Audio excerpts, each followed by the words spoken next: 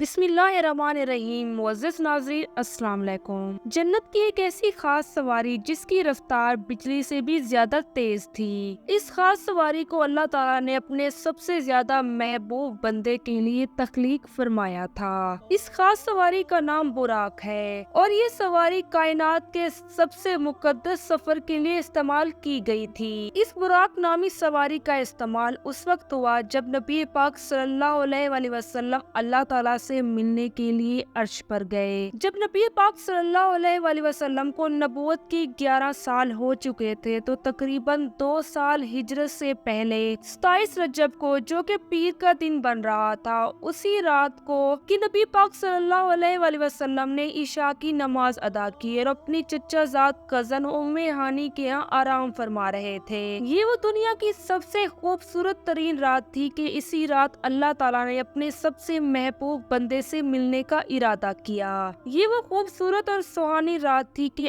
آسمان کے ہر کونے کو پھولوں سے سجایا گیا اور اللہ تعالیٰ نے حضرت جبرائیل علیہ السلام کو یہ حکم دیا کہ جنت میں جاؤ، وہاں سے ایک براق لو اور اسے اپنے ساتھ لے کر نبی پاک صلی اللہ علیہ وآلہ وسلم کی خدمت میں حاضر ہونا اور انہیں براق پر بٹھا کر میرے پاس لے آنا۔ حضرت جبرائیل علیہ السلام اللہ تعالیٰ کے حکم کے مطابق جنت میں جب گئے تو وہاں پر 40,000 براق موجود تھے۔ یہ سب خوبصورتی کے لحاظ سے ایک دوسرے سے بڑھ کر تھے، لیکن حضرت جبرائیل علیہ السلام نے جیسے ہی تھوڑا سائڈ میں دیکھا تو ایک براق جو کہ باقی براقوں سے بالکل مختلف تھا اور یہ براق زاروں قطار رو رہا تھا۔ جب حضرت جبرائیل علیہ السلام نے اس براق سے پوچھا کہ اے براق، تم اتنا کیوں رو رہے ہو، تو اس پر اس براق نامی سواری نے یہ جواب دیا کہ جب سے میں نے جنت کے اندر نبی پاک صلی اللہ علیہ وآلہ وسلم کا نام سنا ہے، میں ان کے عشق میں گرفتار ہو چکا ہوں۔ نہ جانے وہ گھڑی کب آئے گی کہ میری ملاقات نبی پاک صلی اللہ علیہ وآلہ وسلم سے ہوگی۔ تو اس پر حضرت جبرائیل علیہ السلام نے براق کو یہ خوشخبری سنائی کہ تم ابھی نبی پاک صلی اللہ علیہ وآلہ وسلم سے ملنے جا رہے ہو۔ یہ کہتے ہی حضرت جبرائیل علیہ السلام نے اس براق کو اپنے ساتھ لیا اور سیدھا حضرت ام ہانی کے گھر چلے گئے۔ وہاں سے حضرت جبرائیل علیہ السلام نے نبی پاک صلی اللہ علیہ وآلہ وسلم کو اپنے ساتھ لیا اور مسجد حرام میں حتیم کعبہ میں جا کر لٹا دیا۔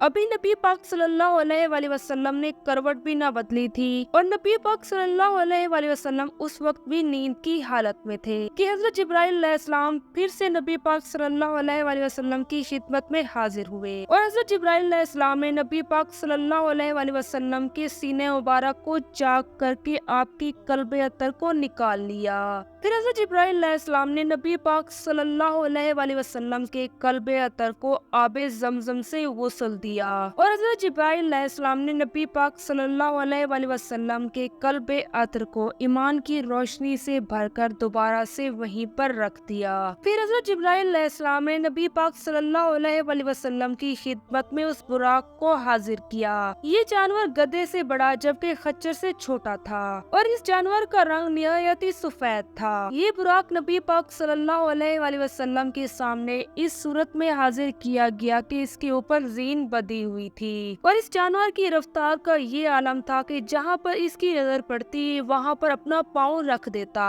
جیسے ہی یہ براق بلندی پر چڑھتا تو اس کے ہاتھ چھوٹے اور پاؤں لمبے ہو جاتے اور جب یہ زمین کے اوپر قدم رکھتا تو اس کے ہاتھ لمبے اور پاؤں چھوٹے ہو جاتے، جس کی وجہ سے دونوں صورتوں میں اس سواری کی پیٹھ برابر رہتی اور اس کے اوپر سواری کرنے والے کو ذرا برابر بھی تکلیف نہ ہوتی۔ پھر نبی پاک صلی اللہ علیہ وآلہ وسلم اس براق کے اوپر سوار ہوئے اور بیت المقدس کی جانب چل پڑے۔ اس سفر کے دوران حضرت جبرائیل علیہ السلام بھی آپ کے ساتھ تھے۔ یہ براق جب بیت المقدس کے اندر پہنچا تو نبی پاک صلی اللہ علیہ وآلہ وسلم نے تمام انبیاء کرام کی امامت کرائی اور اس کے بعد نبی پاک صلی اللہ علیہ وآلہ وسلم نے اسی براق کے اوپر سوار ہو کر آسمانوں کا سفر طے کیا اور تقریباً ہر آسمان کے اوپر نبی پاک صلی اللہ علیہ وآلہ وسلم نے مختلف انبیاء کرام سے ملاقاتیں کی اور پھر نبی پاک صلی اللہ علیہ وآلہ وسلم اللہ تعالیٰ کی بارگاہ میں پہنچے اور اللہ تعالیٰ کی ذات سے ہم کلامی کا شرف بخشا اور اسی رات ہی اللہ تعالیٰ نے نبی پاک صلی اللہ علیہ وآلہ وسلم کو 50 نمازوں کا تحفہ بخشا، جو کہ بعد میں کم ہو کر 5 رہ گئی اور اسی رات کو شب معراج کے نام سے یاد یاد کیا جاتا ہے۔ اللہ تعالیٰ نے نبی پاک صلی اللہ علیہ وآلہ وسلم کے اوپر قرآن مجید کو نازل فرمایا اور اسی کتاب کو رہتی دنیا تک تمام امت مسلمہ اور تمام لوگوں کے لیے ہدایت کا ذریعہ بنایا۔ اللہ تعالیٰ سے یہ دعا ہے کہ اللہ تعالیٰ ہمیں اپنی پاکیزہ سنتوں کے اوپر عمل کرنے کی توفیق عطا کرے۔